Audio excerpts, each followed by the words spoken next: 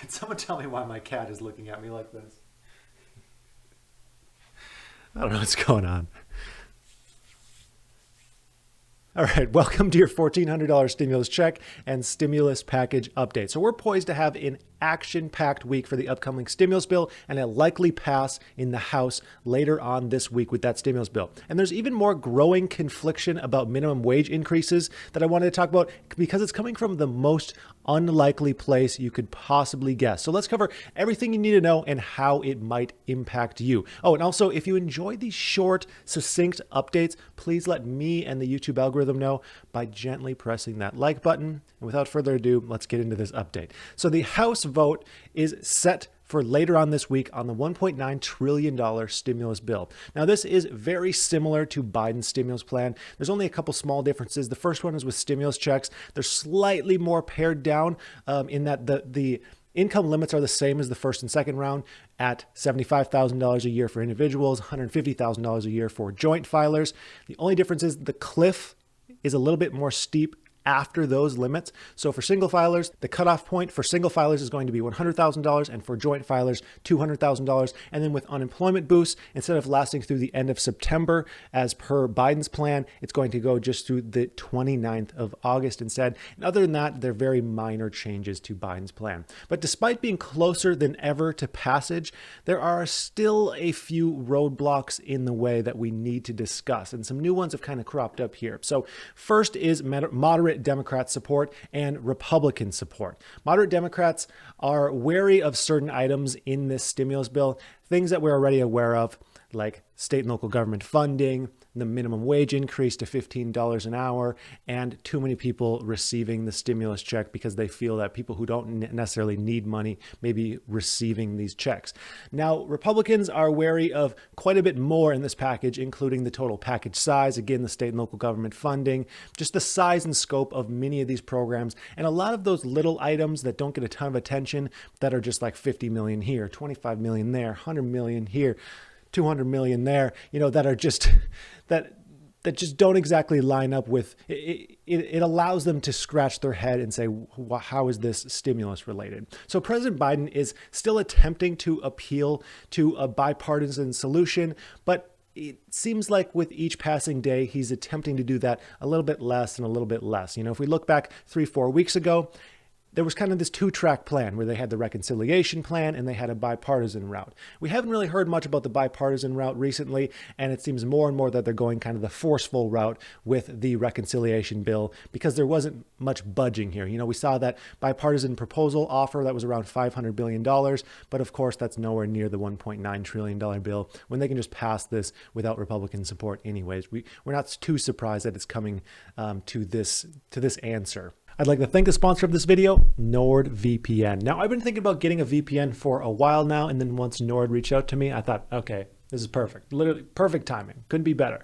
Now, if you aren't aware, a VPN is a virtual private network. You can think of it basically as a way to view the web or use your phone or just be online without being tracked or limited by where you live or what you're searching. Now, you might be thinking, well, I don't look up any weird stuff. Why would I need that? And it's not just for looking up weird stuff.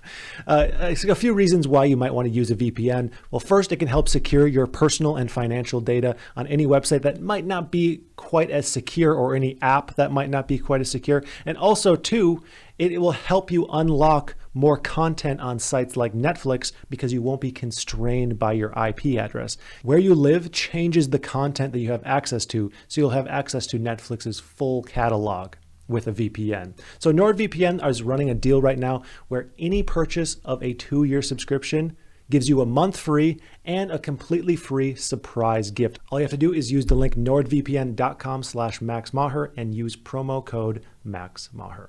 But on this, Biden has been speaking about how he worked across the aisle through his career, through his legislative career, including with his Republican friend, Bob Dole. He also says he's open to ideas to, quote, make the package better and cheaper. He's open to still giving this thing a little bit of wiggle room and open to ideas coming in, which we have to give him some kudos for because he's constantly said he's it seems like to me that he's open to the best idea possible within reason, as long as it hits the certain criteria he's looking for as far as the level of relief. So I'm not sure how much cheaper he possibly would make wiggle room for, but I always just appreciate if someone is actually open-minded. Of course, saying something and doing something are sometimes different things as well. But at the same time, he has been focusing more on rallying the American people behind the bill instead of focusing so much on the bipartisan efforts. Like I mentioned earlier, with each passing day, it seems like there's a little bit less effort on the bipartisan part. So just late last week, he was speaking at a Pfizer plant and questioned what Republicans would even cut in a passionate speech,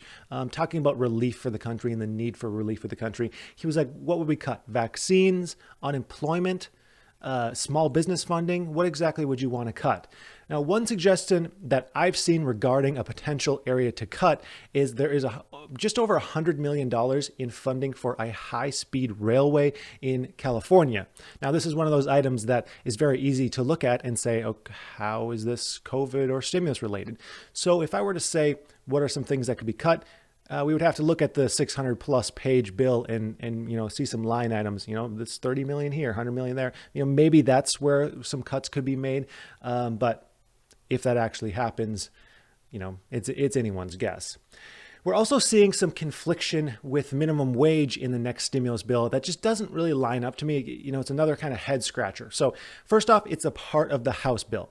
The minimum wage increase, and how they have it set up is it'll be a slow ramp to $15 an hour through 2025. It's part of that bill that's set to be voted on this week. Now, we're still not sure if the Senate parliamentarian is going to allow this to be a part of the stimulus bill because of the Byrd rule, B-Y-R-D. And that's because in order to be in a reconciliation bill in the Senate, it has to have a distinct impact on the federal budget. And it's kind of up in the air whether the minimum wage increases do that or not. Now, Bernie Sanders said that it is an issue, a potential issue, but he thinks it will likely be included. He thinks it's a passable issue.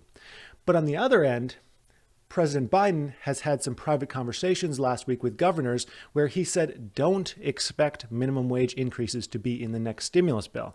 Now, when you see people of the same party on complete opposite sides of the spectrum here, Bernie Sanders and President Biden, saying completely opposite things, it makes you wonder how close they are to actually passage of this bill after all, or if there's going to be some more changes before we see this thing voted on next week, or potentially some major changes in the Senate, then they vote on it, and then it gets sent back to the House, which could potentially be likely here. So there's just a little bit of a disparity in the opinion, and that, of course, is always kind of worrisome because you want everyone to be on the same page if we're looking to get this thing passed as soon as possible. So that's going to do it for today. I would like to thank you for watching, and I hope you have a profitable day.